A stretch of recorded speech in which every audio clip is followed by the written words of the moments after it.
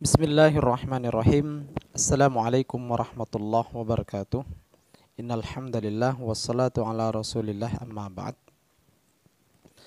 Pada pertemuan kali ini saya akan membahas tentang ijtihad. Karena ijtihad ini merupakan bagian daripada sumber hukum Islam. Bagi yang meyakini bahwasannya sumber hukum Islam itu ada dua, yaitu Al-Quran dan Al-Hadis, maka mereka tidak menjadikan ijtihad itu bagian daripada sumber hukum Islam.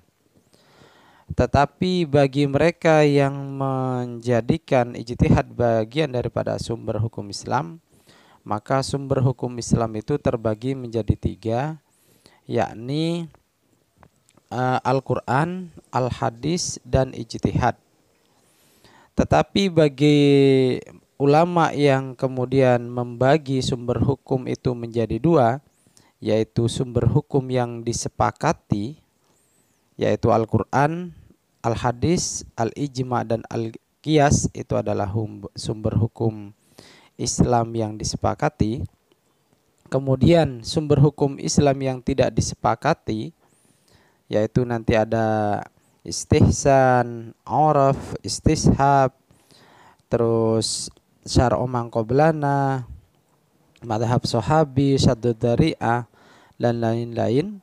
Maka sumber hukum Islam itu terbagi menjadi dua, yaitu disepakati dan tidak disepakati. Yang tadi di awal sudah saya jelaskan bahwasannya ada sumber hukum Islam yang disepakati dan ada sumber hukum Islam yang tidak disepakati. Ijtihad ini kalau kita mengacu kepada caranya, maka cara memperoleh hukum, maka masuk kepada yang disepakati dan tidak disepakati. Yang disepakati berarti adalah ijma dan qiyas.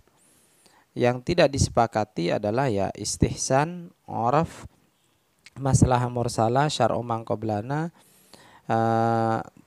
syaddud dari'ah, dan lain sebagainya. Oke, pada kesempatan ini kita akan membahas tentang ijtihad. Ijtihad itu menurut bahasa adalah diambil dari kata al-juhd, yang berarti at-toqoh. At-toqoh itu adalah kemampuan, kekuatan, dan daya. Atau dari kata al-jahdu yang berarti al-masyaqqah, kesulitan, kesukaran. Dari kata ijtihad ini, pengertian secara bahasa adalah badlul wus'i wal majhud, yaitu pengerahan daya dan kemampuan dalam suatu aktivitas yang berat dan sukar. Dari pengertian kebahasaan terlihat adanya dua unsur pokok dalam ijtihad. Yang pertama, daya atau kemampuan. Yang kedua adalah objek yang sulit dan berat.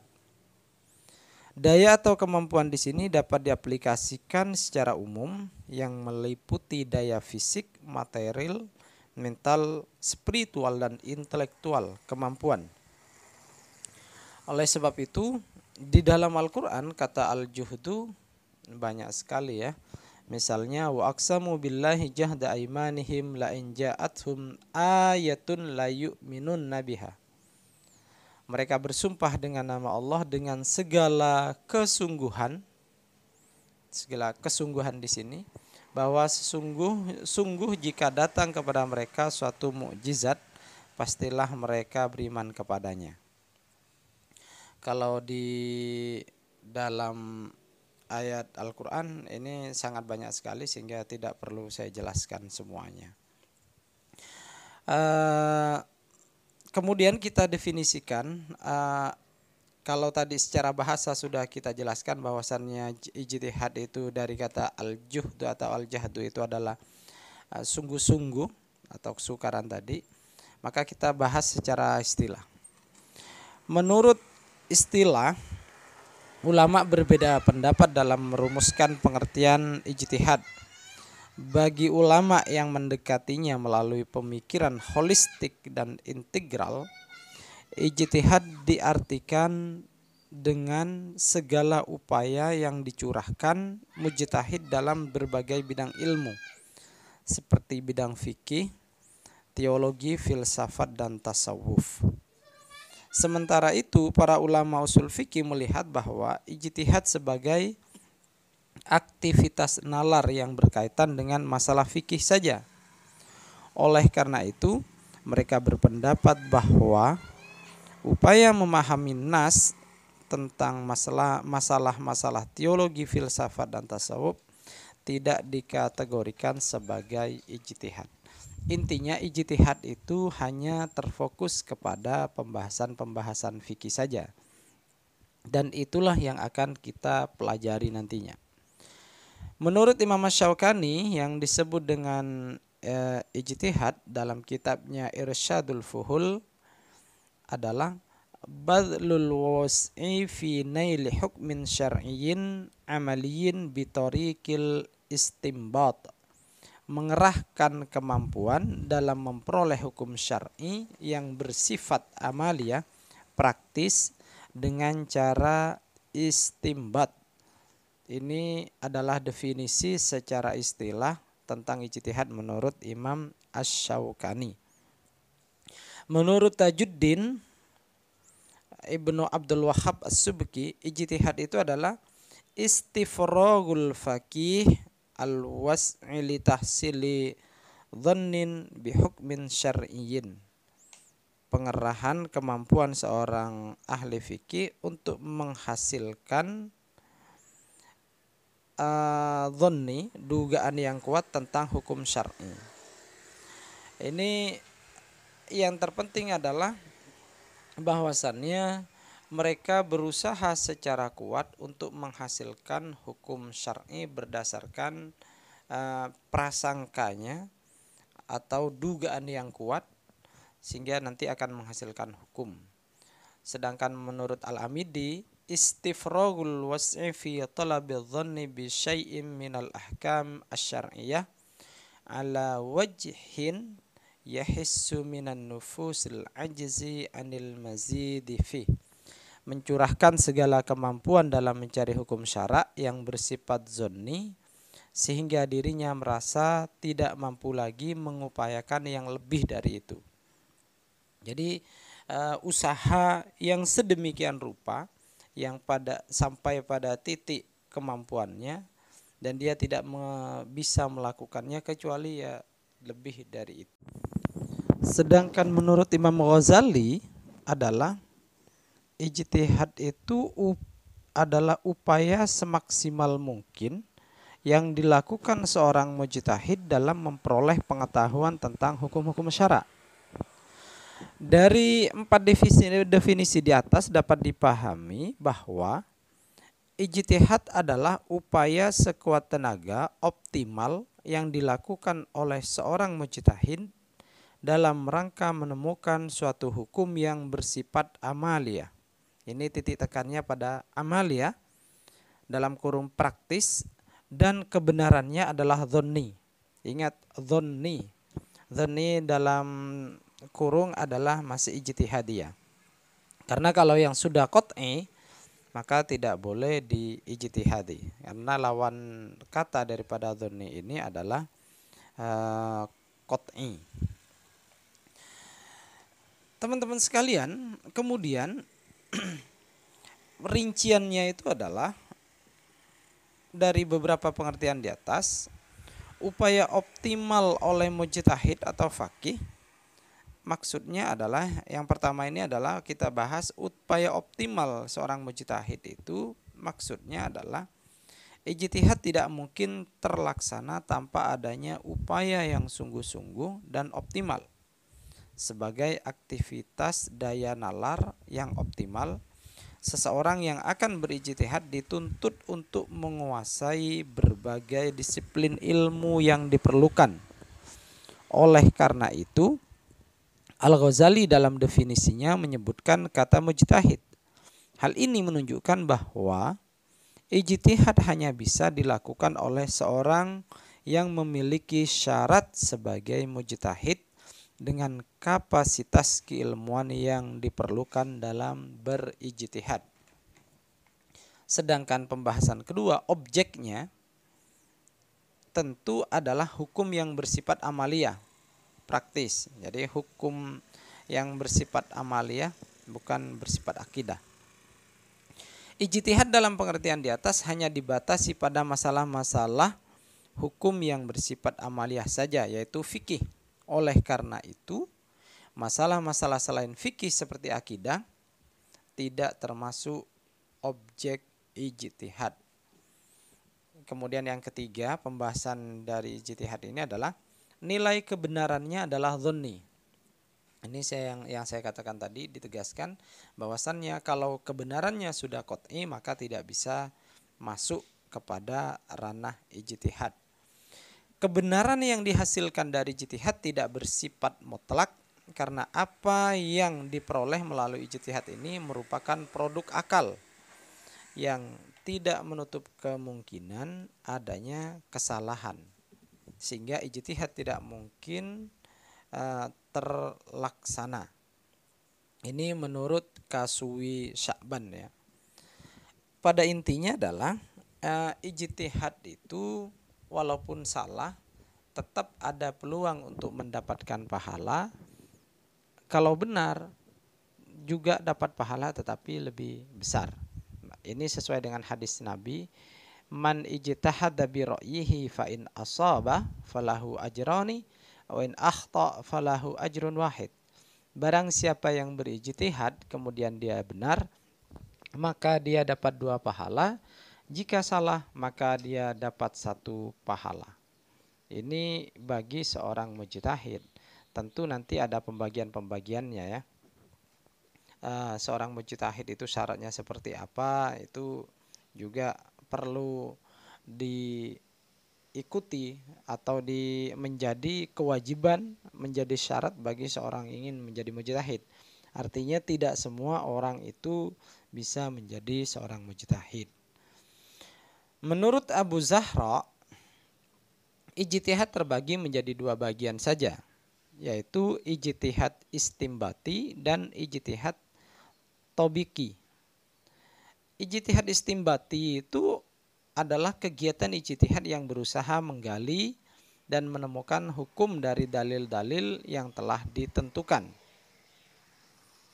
Sedangkan ijtihad tobiki yaitu kegiatan ijtihad yang bukan untuk menemukan dan menghasilkan hukum, tetapi menerapkan hukum hasil temuan imam mujtahid terdahulu kepada kejadian yang muncul kemudian.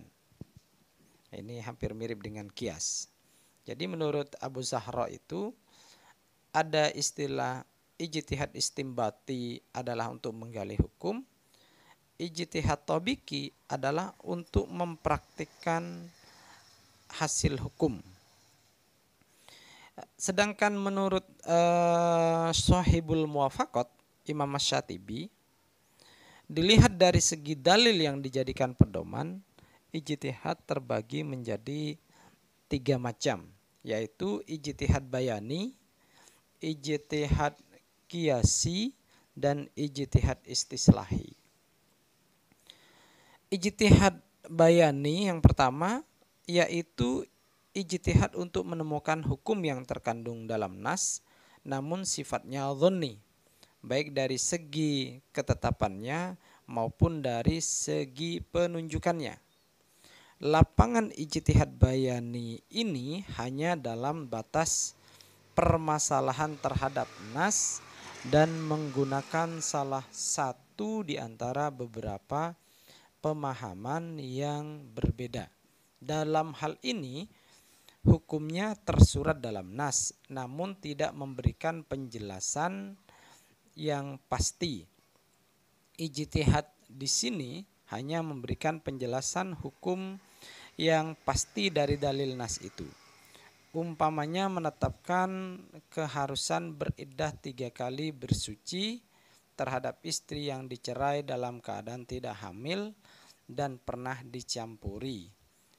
Ini berdasarkan firman Allah, wal mutalaqqatu yatarabbasna bi anfusihinna salasata quru.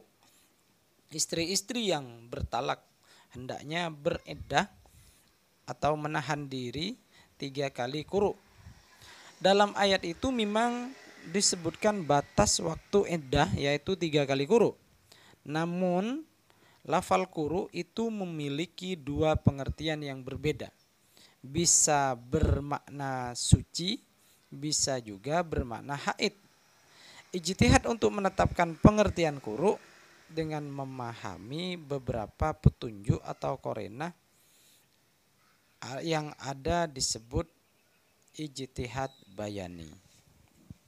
Kemudian yang selanjutnya nomor 2, ijtihad qiyasi, yaitu ijtihad untuk menggali dan menetapkan hukum terhadap suatu kejadian yang tidak ditemukan dalilnya secara tersurat dalam nas baik secara qat'i maupun secara dhonni. Juga tidak ada ijma yang telah menetapkan hukumnya. Ijtihad dalam hal ini untuk menetapkan hukum suatu kejadian atau peristiwa dengan merujuk pada kejadian yang telah ada hukumnya. Karena antara 2 peristiwa itu ada kesamaan dalam illatnya. Ini hampir mirip dengan qiyas.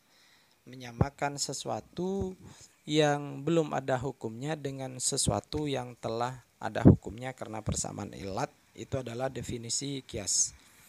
Sedangkan ijtihad istislahi atau ijtihad yang ketiga menurut Imam Syatibi ini, yaitu karya ijtihad untuk menggali, menemukan dan merumuskan hukum syar'i dengan cara menerapkan kaidah kulli untuk kejadian yang ketentuan hukumnya tidak terdapat nas baik qat'i maupun dhonni dan tidak memungkinkan mencari kaitannya dengan nas yang ada, juga belum diputuskan dalam ijma. Nah, ini nanti lebih memandang kepada kemaslahatannya, yang maslahah seperti apa. Nanti ujung-ujungnya adalah lebih kepada apakah maslahah mursalah, apakah maslahah mu'tabarah, karena maslahah terbagi menjadi 3, maslahah mu'tabarah, maslahah mursalah dan maslahah mulghah. Kalau maslahah mulghah sudah pasti tidak digunakan. Akan tetapi ijtihad jika dilihat dari segi jumlah orang yang melakukannya, ijtihad itu terbagi menjadi 2 macam, yaitu ijtihad fardhi dan ijtihad jama'i. Ijtihad fardhi adalah ijtihad perorangan, yaitu ijtihad yang pelakunya hanya 1 orang. Sedangkan ijtihad jama'i adalah ijtihad kolektif, yaitu ijtihad yang dilakukan oleh beberapa orang secara bersama-sama. Ya. Sedangkan peringkat mujtahid, ini para ulama berbeda pendapat. Misalnya Abu Zahra, beliau membagi peringkat mujtahid sebagai berikut. Al-mujtahid fil hukm syar'i, mujtahid dalam hukum syara'. Penempatan mujtahid ini dalam ranking pertama karena melihat temuan hasil yang dicapai dan ditetapkannya. Mujtahid ini menggali, menemukan dan mengeluarkan hukum langsung dari sumbernya. Sedangkan yang kedua adalah mujtahid muntasib. Ranking kedua mujtahid disebut dengan muntasib dalam artian ijtihadnya dihubungkan kepada mujtahid yang lain. Mujtahid ini dalam berijtihad memilih dan mengikuti ilmu usul serta metode yang telah ditetapkan oleh mujtahid terdahulu. Namun ia tidak mesti terkait kepada mujtahid tersebut dalam menetapkan hukum furu' atau fikih, meskipun hasil temuan yang ditetapkannya ada yang kebetulan sama dengan yang telah ditetapkan oleh imam mujtahid yang menjadi rujukannya. Kemudian yang nomor 3 adalah mujtahid madhab. Mujtahid madhab adalah mujtahid yang mengikuti imam madhab tempat bernaung, baik dalam ilmu usul maupun dalam furu'. Ia mengikuti temuan yang dicapai imam madhab dan tidak menyalahi apa yang ditetapkan oleh imamnya. Kemudian yang selanjutnya adalah mujtahid murajjih, adalah mujtahid yang berusaha menggali dan mengenal hukum furu', namun ia tidak sampai mengistimbatkan sendiri hukum dari dalil syar'i maupun dari nas imamnya. Pengerahan kemampuannya hanya menemukan pendapat-pendapat yang pernah diriwayatkan dalam madhab dan mentakhrijkan di antara pendapat-pendapat tersebut bagi pengalamannya, sehingga apa yang dihasilkan itu hanya dia lebih mengunggulkan satu pendapat dengan pendapat lain yang dia ambil. Terus yang nomor 5 adalah mujtahid muwazzin. Mujtahid muwazzin itu menurut Abu Zahra disebut juga dengan mustadilin, yaitu ulama yang tidak mempunyai kemampuan untuk mentarjih di antara beberapa pendapat. Kemudian ada golongan hufat, golongan yang tidak melakukan kegiatan ijtihad dalam pengertian istilah yang berlaku pada umumnya, tetapi mempunyai kemampuan untuk menghafal dan mengingat hukum-hukum yang telah ditetapkan oleh imam mujtahid terdahulu secara langsung dari nas atau apa yang ditemukan oleh mujtahid madhab dengan mentakhrijkannya dari pendapat imam madhab. Sedangkan yang ketujuh adalah muqallid. Golongan ini adalah kalangan yang umat yang tidak mempunyai kemampuan dalam melakukan ijtihad dalam pengertian istilah yang berlaku. Juga tidak ada kemampuan untuk mentakhrij pendapat imam. Oleh sebab itu, teman-teman sekalian, kalau kita sering mengenal itu hanya ada 4, tapi di dalam beberapa pendapat ada 7. Tapi yang masyhur itu adalah mujtahid itu terbagi menjadi 4. Mujtahid mutlak. Mujtahid mutlak itu ya kayak Imam Syafi'i, Imam Hanafi, Imam Maliki, Imam Hambali, itu adalah mujtahid mutlak atau mujtahid muntakil, sendirian, menghasilkan dengan metode sendiri dan menghasilkan hukum sendiri. Ada yang kemudian yang kedua adalah mujtahid muntasib, ya seperti yang telah dijelaskan tadi, dihubungkan dengan mujtahid yang lain. Dan yang ketiga adalah mujtahid madhab, mengikuti metode madhabnya. Dan yang keempat adalah mujtahid murajjih atau mujtahid fatwa. Ini yang biasa terkenal, hanya 4 ini saja. Tapi teman-teman sekalian, persyaratan seorang mujtahid itu tidak gampang dan tidak mudah, sehingga perlu pembahasan secara panjang sehingga nanti orang tersebut bisa menjadi seorang mujtahid. Ini oleh teman-teman bisa dicari sendiri tentang syarat-syarat seorang mujtahid. Sehingga ini hanya penjelasan simpel saja tentang pembahasan kita tentang ijtihad. Jadi saya dapat simpulkan bahwasannya sumber hukum Islam itu pada dasarnya hanya 2 saja, yaitu Al-Quran dan Al-Hadis. Hasil memahami daripada Al-Quran dan Al-Hadis itu kemudian menghasilkan hukum atau sumber hukum yang kemudian dikenal dengan ijtihad. Ijtihad ini nanti ada macamnya yang kemudian dikenal dengan ijma, ada qiyas, ada istihsan, istislah, dan yang lainnya. Syadzudari dan yang lainnya itu ya. Mungkin itu saja yang bisa saya jelaskan. Akhir kalam, kalau ada salah kata, salah ucap, saya mohon maaf yang sebesar-besarnya. Kalau ada pertanyaan silahkan komen. Terima kasih. Wassalamualaikum warahmatullahi wabarakatuh.